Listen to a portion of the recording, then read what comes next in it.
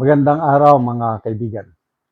May nabasa akong post na nagsasabi Secretary Herbosa has resigned sa Department of Health.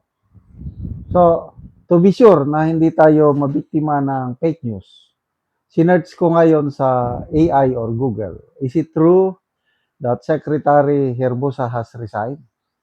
Ang sagot is yes. So, confirm. Department of Health Secretary Chodoro Herbosa has reportedly tendered his courtesy resignation to President Ferdinand Marcos. Balita yan ng politico.com.ph. So ang politiko, marami silang scooper, mga sources sa loob at alam nila kung anong nangyari sa Malacanang. Herbosa submitted his resignation. Bakit? Due to health reasons following a recent knee replacement surgery. He stated that he would need 3 to 4 months of extensive rehabilitation and felt it was unfair to the DOH not to be able to devote his full time and effort to the agency's important matters. While the letter has been submitted, President Marcos has yet to officially accept his resignation. In the meantime, DOH Undersecretary Albert Domingo has been designated as the officer in charge while Herbosa is on medical leave. So itong bagay na ito is naipublish na rin sa Philippine Star at saka sa Manila Times. Ito, just in. Today, sabi ni Herbosa, I tendered my courtesy resignation as Secretary of Health to PBBM. My operation has made me realize that I also need to take care of myself. Yan ang ang reaction ng taong bayan is 1,900 ang nag-react, 1,400 tumatawa, 460 ang nag-like. Bakit maraming tumatawa? Alam ko, marami ang nananawagan na dapat ito sibakin na. Dami ng reklamo laban sa DOH eh. So, baka ito na. Patrick Arandia, when health reasons become your lifeline, it is incompetence. Maybe because of the deworming issue. Ano pa? I say Dr. Tony Lechon will be very good. Napaka-ironic na reason. Hindi ako naniniwala yung operation. Ano na ito? Sa wakas, sabi ng isang AM radio host, hilig mag-travel sa ibang bansa kahit hindi naman siya need doon at bakit kailangan nakamamahaling armored SUV. Kung may isa sa mga non-performing na cabinet secretary, ito na. Although halos naman lahat, wala mababa. Yung latest survey ng Publicus Asia, kung bakit mababa ang negative 27 ang trust rating, net trust rating ni PBBM dahil sa mababa ang performance ng mga cabinet secretaries. At isa na ito si DOH Secretary Herbosa. Sino ba yung sa Senate hearing ata si Senator Cayetano? Nag-anuhan sila eh. Magre-resign ka kung mapatunayan kong ganito. Yan. Nagkainitan sila ni Senator Cayetano last year tungkol nga sa hindi magandang performance ng Department of Health.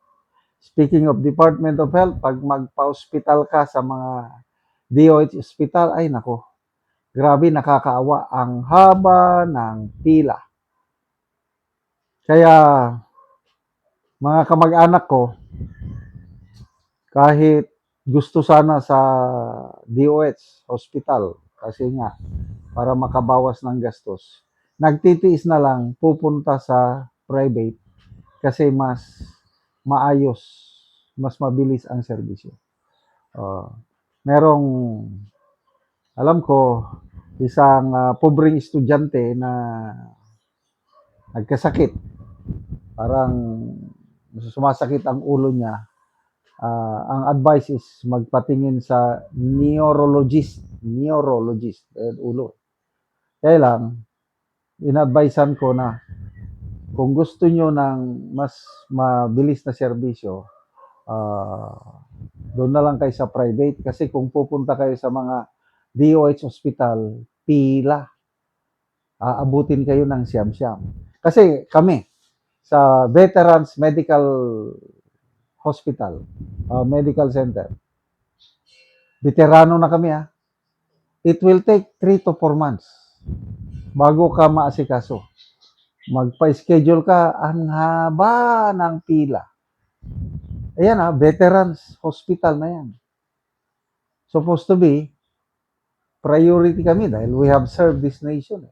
Kailang kawawa ang mga veterans. Kaya ako, mabuti na lang nalaman kong ganon. Kung palayo sana ng Diyos, magkasakit ako, hindi ko na ambisyonin magpunta sa Veterans Medical Center sa Quezon City. Gagastos na lang ako dito sa Mindanao.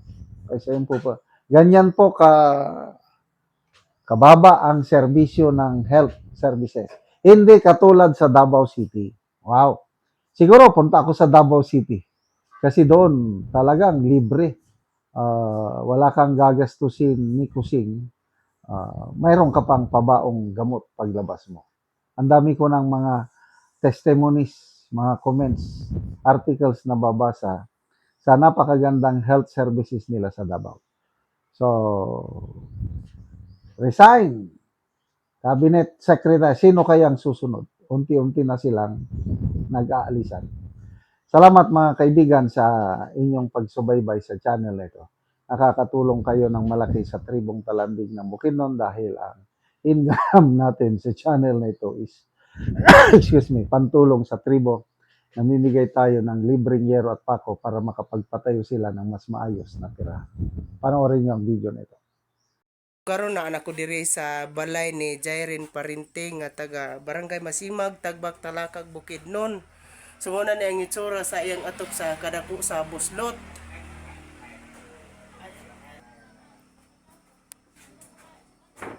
Tungod sa kakaraan na sa hero mo na gid ni ang itsura sa iyang atop dako na og mga buslot.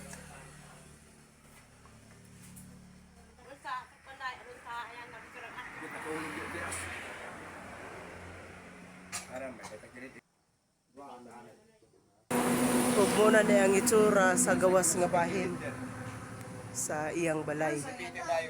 Makita gid nato nga gatakilid na o karaan na pud ang iyang balay. Og muna ni ang ero nga gihatag 5 ka DJs o 5 ka D8 nga iyang ipuli sa iyang atop karon.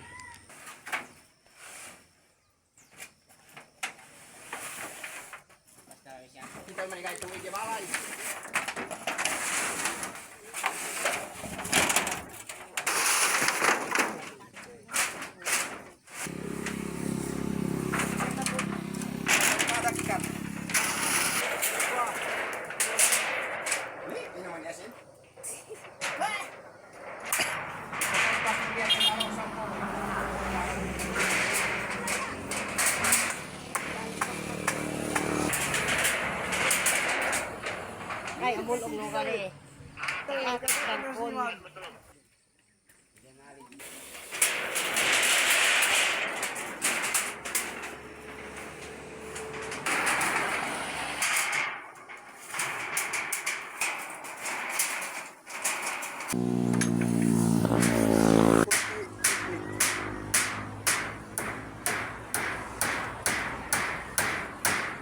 Og karon naman na gyud sa pag-atop ang ginatabang nga yero, so makita nato nga napulian na gyud ang atop sa natabangan ani. Salamat kay sa Ginoo, salamat kay sa nagatag sa sin kay salamat ko karon nga napulian akong atop nga 20 na katuig. Salamat kay sa tanan. Oo, salamat Na, po. murag okay na kay wa na gatulo. Mm.